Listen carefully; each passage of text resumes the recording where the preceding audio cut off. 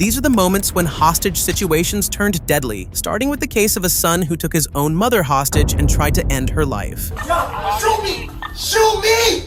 Right now! You got a knife? Do it! On December 23, 2023, what started as a call for help in the Bronx quickly turned into a life-or-death struggle when a son did something terrible to his own mother. Around 11:22 a.m., officers were dispatched to a residential building near East 198th Street after reports of a man who may have ingested drugs, was armed with a knife, and acting violently. As officers arrived, what first seemed like just another emergency call was soon going to turn into a terrifying hostage situation that no one expected. We had an additional update on the EDP to Akron. We have that reception. The body announcement that the EDP has a knife and it's dangerous to protect. You got a knife? Shit, it's locked. Open up! Open up! Hello? Open the door! Yo! Get that! Sir! Do it! I need attention! I need I dare you! I dare you! Do it! She's gonna go! Yo, shoot me! Shoot me! Right now! You got a knife? Do it! Do it! Do it! Where's the knife? Drop the knife! I got the knife! Drop the knife! Where is it? That was nothing short of a nightmare. What the officers faced was truly terrifying. As they arrived near the apartment, a 19-year-old woman came running out, screaming. Her face was severely injured, and it was clear she had been attacked moments before, barely escaping with her life. When the officers entered the apartment, the situation escalated even further. Inside, they encountered 30-year-old Michael Dotel holding his 45-year-old mother in a headlock with a knife at her throat. Officers issued multiple commands for him to release her and calm down, but as the situation grew life-threatening, they had no other option but to discharge their weapons, striking Dotel. He was immediately given medical aid and transported to the hospital, but was later pronounced dead. Both victims, the suspect's girlfriend and his mother, were severely injured. The mother had been on the brink of losing her life before the officers intervened, but thanks to their immediate help, both survived. Next, you will see an even more chilling case where a suspect took a woman and 5 children hostage inside a hotel room. Don't come in. Don't come in. Come to us. I'm gonna shoot. I'm gonna fucking shoot. He's got a gun. Got a gun. There's kids in. Don't shoot. On February 21st, 2025, Anchorage police got a terrifying call about a man who had barricaded himself inside a hotel room, holding 6 people hostage and threatening their lives. Since children were involved, officers rushed to the scene right away. But when they got there, they weren't prepared for the chaos waiting for them. As they reached the room, one victim managed to escape, completely terrified and shaken by the incident. Where is he? Is he by the kids? Right up against the first wall.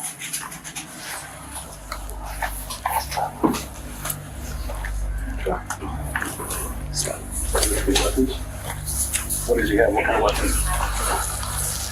21 Alpha, we're going to need a 44.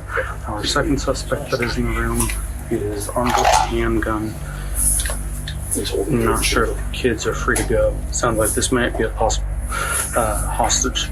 For safety, officers told the escaped victim to stay outside the room, but there were still 6 hostages trapped inside with a dangerous man. The officers didn't know who this suspect was or what weapon he had, but they both knew one thing: this wasn't going to end easily.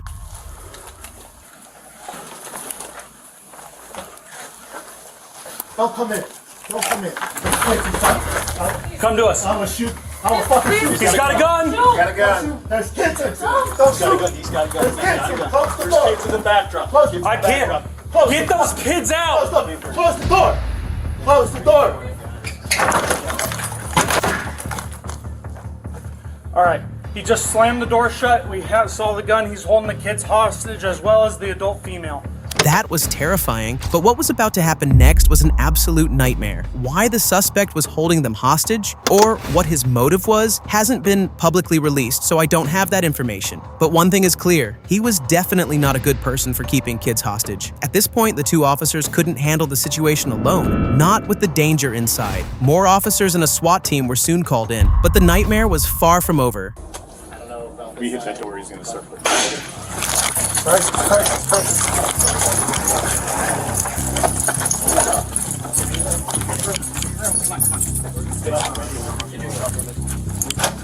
No, breathe. He's put the round in the door. Breathe. Yes. Round came through the door.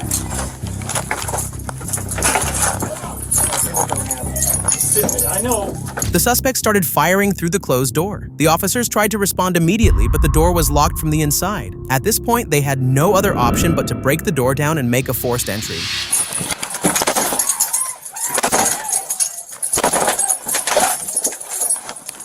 I'm breaking the door. Shoot through the door. We need to get in. Shoot at us. You got it. You got it.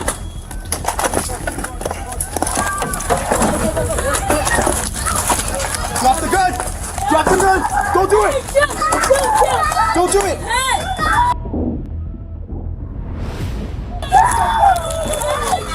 Come on.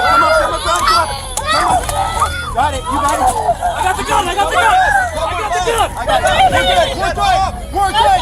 Pull her away.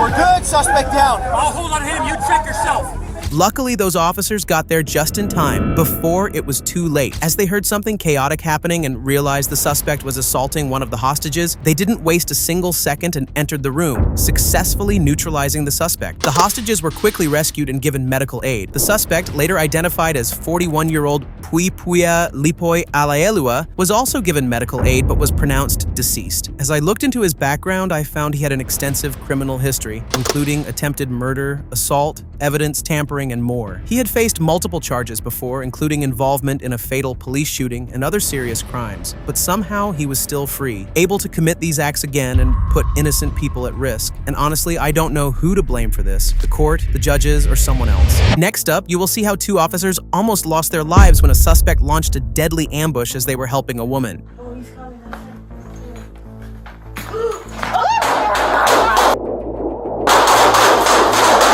On November 24, 2020, officers from the New York Police Department responded to a domestic call. The call came from a 41-year-old woman requesting help retrieving her personal belongings from her residence in Springfield Gardens. While this wasn't exactly a hostage situation, the husband had been abusing the woman for months, which felt no less like being held captive. Officers Joseph Murphy and Christopher Wells arrived on scene, prepared to safely escort the woman and her belongings. But the situation was about to escalate into something far more dangerous than they could have imagined. Just gotta let you know that we have our body cameras on now. Okay. Is the Ring camera the only camera that works? We have the Ring camera, we have the other camera. He's got the other cameras himself. We have the whole camera for the block. Can you disconnect them so that he can't I view will them? have to have my next phone there. Okay. If they could do that. If they could do that, then he, won't know what's going on here. But like I said, I would call 911 immediately if he comes back, and he'll be arrested. Just tell him you made a, keep that pink piece of paper, show him, I mean, do you feel safe here, or would you rather go to a domestic violence shelter? So I'll take the kids and go to my sister's house. Should I change the lock? As they arrived, the officers quickly made contact with the woman. And believe me, it may have felt like peace and calm, but this was just before the storm, a deadly storm about to unfold. Before we go into the footage, let me first tell you about the husband. He was 41-year-old Rondell Gopi, a peace officer at the City University of New York for 10 years. Gopi had no prior criminal convictions, but at the time of the incident, he was struggling with a mental health condition. Because of this, his firearms had initially been removed, but after a psychiatric evaluation, he was cleared to carry them again. That meant that at the time of the incident, he was armed, a fact that had the officers seriously concerned. Okay. So yeah, You guys want to go in? we'll go in with you just to make sure he's not here and everything's safe and okay. The thing is, we have access to all the cameras, Yeah. Right. so we are gonna have to disconnect it. Yeah, that's what they said. The Ring camera, I don't know how to do that. You can If take you out could the see us battery. Just right take. now. You just Take take out the the take the battery. You can see us right now. I have one in the back and one at the front. So you have 2 Ring cameras.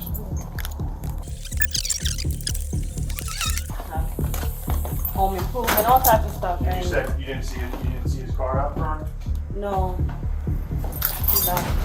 But his access to his firearm is the firearm is definitely not in this home. We have the safe upstairs, so I don't know if it's in here. I don't know if it's upstairs. I don't know where it's at. Do you have access to the safe? No. No. I don't think that fits. But you haven't seen the firearm in this house since he's been back? No. Since he got it back?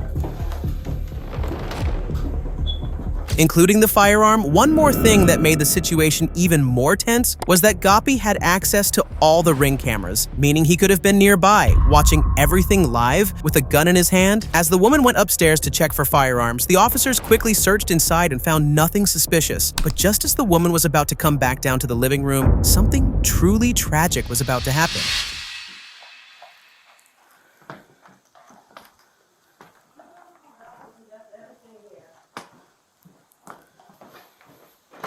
He's gonna be back because he got everything. Everything. Well, do you want to pack up and go to your sister's now while we're still here?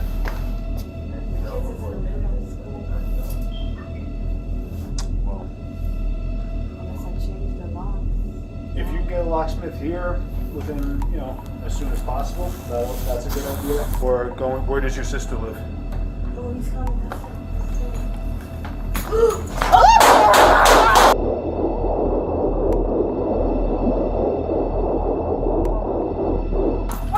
That ambush was sudden and deadly. Without warning, Gopi opened fire on the responding officers, turning what should have been a routine call into a life-threatening situation in seconds. During the initial attack, Officer Wells was struck in the thigh, while Officer Murphy was hit in both hands, severely impairing his ability to respond. Despite their injuries, the officers returned fire, discharging a total of 24 rounds. Their return fire fatally wounded Gopi, ending the immediate threat. Both officers were quickly transported to the local hospital for treatment. Remarkably, the woman remained unharmed despite the hail of bullets. Both officers later survived their injuries and were able to return to duty after recovering. Next, you'll see the moments when a husband took his ex-wife and her current boyfriend hostage with a sinister plan. On December 23, 2024, a domestic dispute incident turned into a life-or-death situation when a husband took his estranged wife hostage and faced the cops in that moment. The incident began when Akron police were dispatched to a home in the Kenmore neighborhood after a 911 call reported a domestic disturbance. With no time to waste, officers quickly arrived to de-escalate the situation. But little did they know, a tragedy was already written for all of them to face. Like a running shoe looked like. It's not there anymore. Yeah, it's not there anymore. That's him kicking the door. Okay, we got Go. He kicked the door. Go.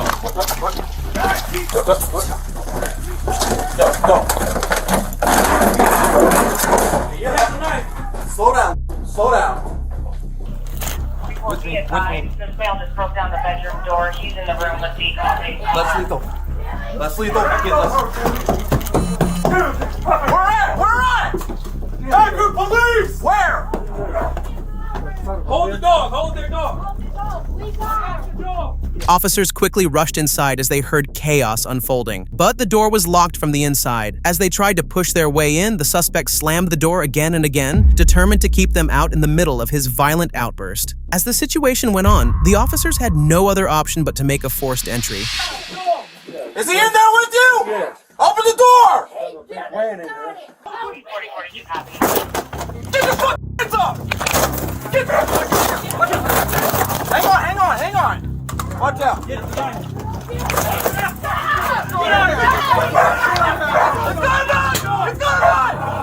Shut the fuck up!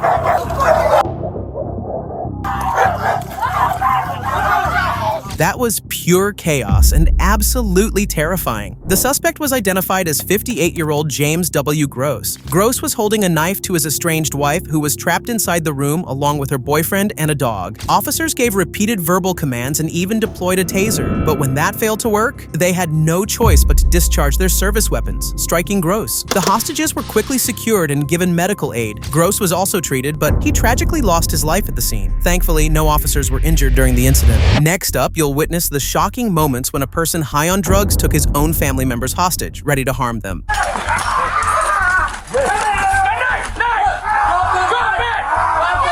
On May 1st, 2024, what started as a domestic disturbance quickly escalated into a deadly high-risk hostage crisis. Denver police were called to a home after a woman reported that her nephew was inside with a knife, holding two people against their will. The situation was immediately classified as a critical hostage event, and officers responded quickly, but they had no idea just how terrifying this incident was going to become. Come over here and talk to me. Okay, I just I know. Is anybody hurt? I don't know. I have no idea. I just got home. What's going on with the knife? Okay, he got a knife. I don't know if you were here a couple weeks ago. A month ago, he stabbed himself in the neck. Frankie did? Yes. Okay. Is anybody in danger inside right now? He got a knife in his hand. Okay. Is in danger? The day he got him back there in the room. Okay. I need you to do me a favor. Stand behind this car for me, okay? Based on the urgent information about the hostages, officers knew they had to act fast. They rushed to the front door, but quickly realized it was locked. Both officers already recognized the suspect, 55-year-old Frankie Lee Evans. He had a troubled past, and more importantly, he was a relative of the victims inside. Evans was the nephew of the woman and a family member to those being held hostage. No one ever expected that he would turn violent against his own family. While the situation grew tense, an officer retrieved a key to the residence and carefully made entry. But almost immediately, things began to take a serious and dangerous turn. This one goes. Frankie! Never police! Where's he at? Are you okay? He's got 43, David. We got one half hostages. Code 10 cover, stage a bus. One black male, gray shirt, holding hostages, slammed the door on us. Frankie! Can you hear me, man? Okay, Frankie, do me a favor, man. We're not coming in. What? Frankie! Talk to me, man.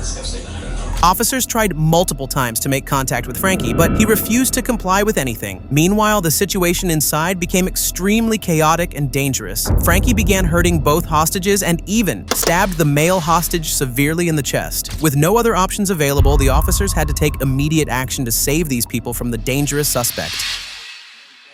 It's 9:31.